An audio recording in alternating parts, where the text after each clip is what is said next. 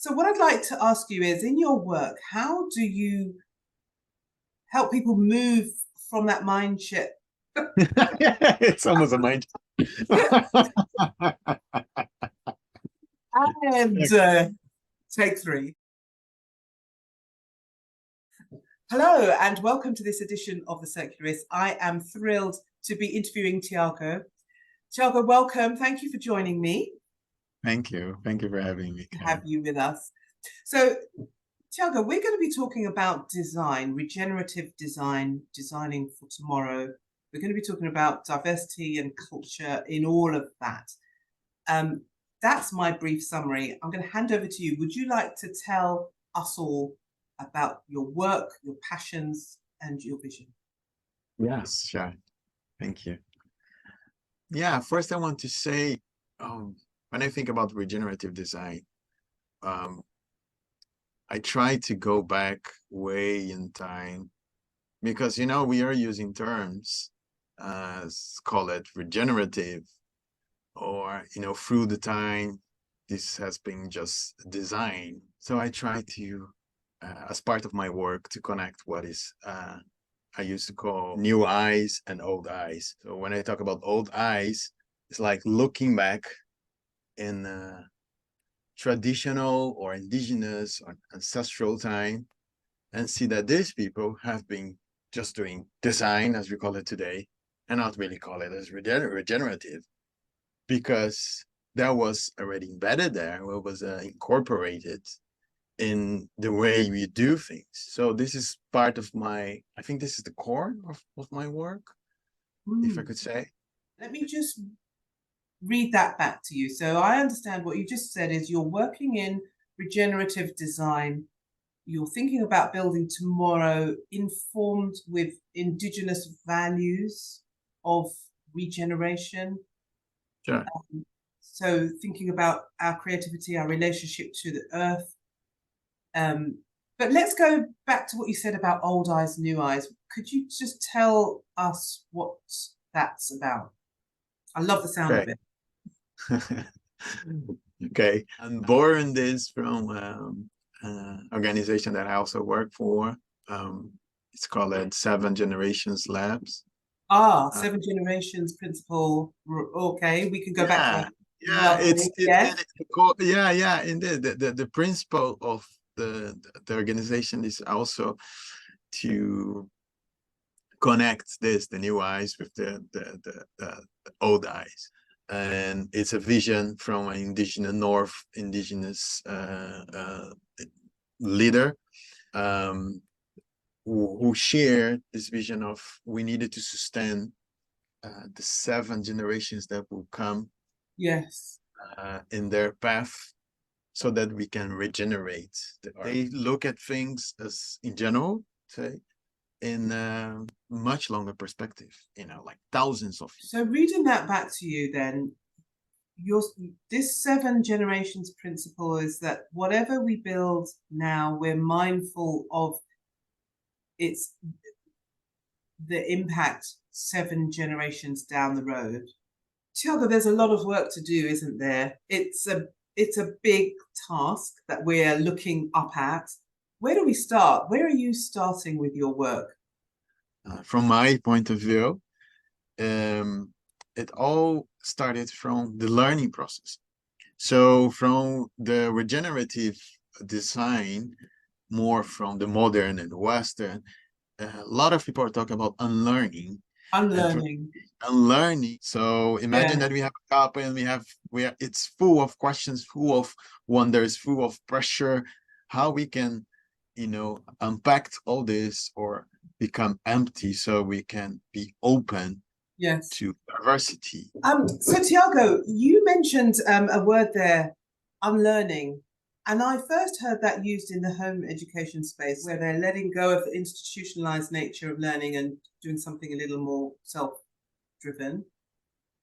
But I've never heard that word used in the sustainability, circular, regenerative space. And I think it's the perfect word, really, for what humanity needs to do. In the context of your work, then, your regenerative design, where are you meeting people on this journey of unlearning?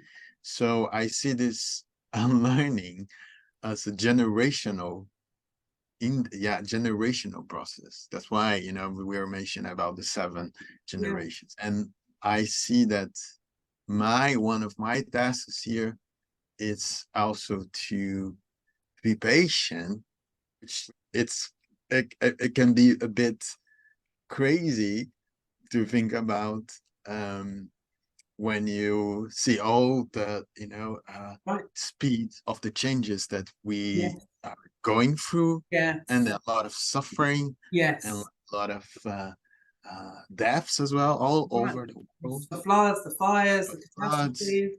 So in my work, I'm offering, for example, courses to broaden this field, spaces as well with the organizations that I work with, to take another pace, you know, and to learn wisdoms of others. And this is, I do through courses, I do through facilitation, I do through weaving. I love some of these terminologies you're coming out with. I love them. Weaving people and weaving wisdom. It's such a visual picture. You're running courses where people are, I guess, storytelling and inspiring and sharing wisdom.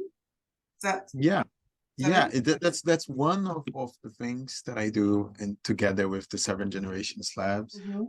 You know, we have this wisdom sharing, wisdom exchange, listening labs, and with another organization that I'm also partner, Indigenous and Modern, where there's also a course into, you go through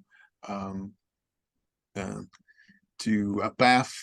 It's a journey of 8 weeks. You go to a path to connect with yourself, you know, connect with nature, with the land, and dive into what could be ways of regenerate gain also capacities to drive in your journey as social entrepreneur or change maker. So we also realized a lot of people have known they are in need of capacities when it comes to funding, when it comes to networking, community support, weaving, a business model that reflects this regeneration as well. So we run a journey of 8 weeks to help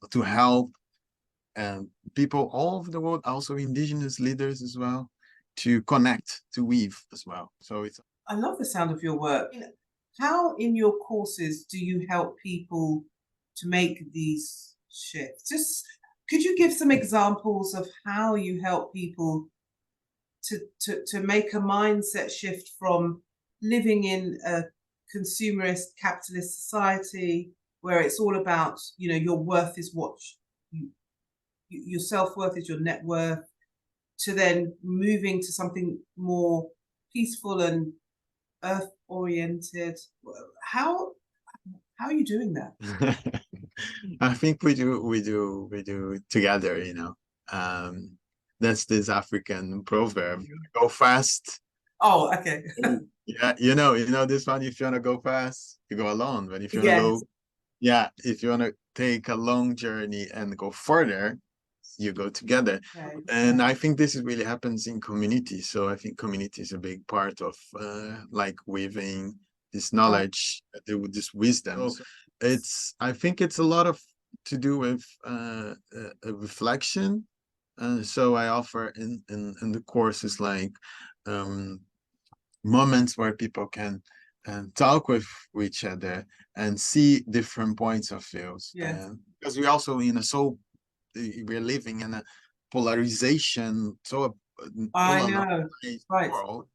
And it's very difficult to come through all these things, but to become, for example, one of the things that I offer in my course, the course of how to build relations with equity, is to become aware through a process that, you know, it's also scientific validated, through a process that you become aware of your prejudice, for example, of your worldview, what you have learned, Yes. and Okay. how you can, and what you want to change on that, you know. Right. So it's a deep process of looking at yourself, know who you are. So, Tiago, in your work, I'm curious, how do you take people along that mindset shift from overconsumption, living in a capitalist take, make, waste environment, to something that's regenerative, more peaceful? How do you move them through that journey? Could you give some examples of what things you do there? Yeah, sure. I think there's different ways of, but they all have, like you said, the same goal.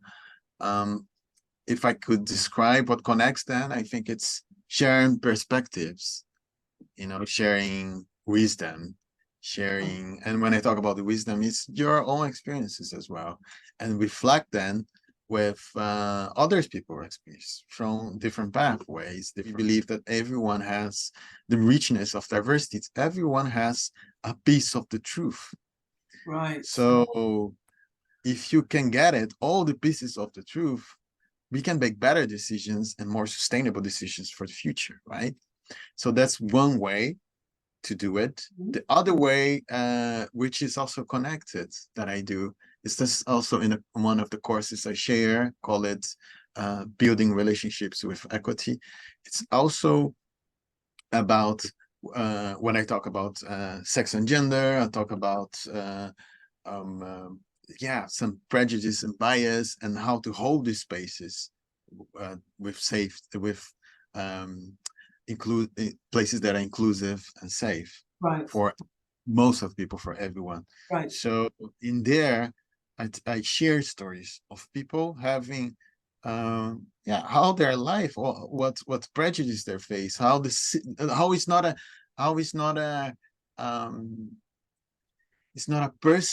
personalized or person thing. It's just like systemic I issue. understand. I understand. I that's a great explanation.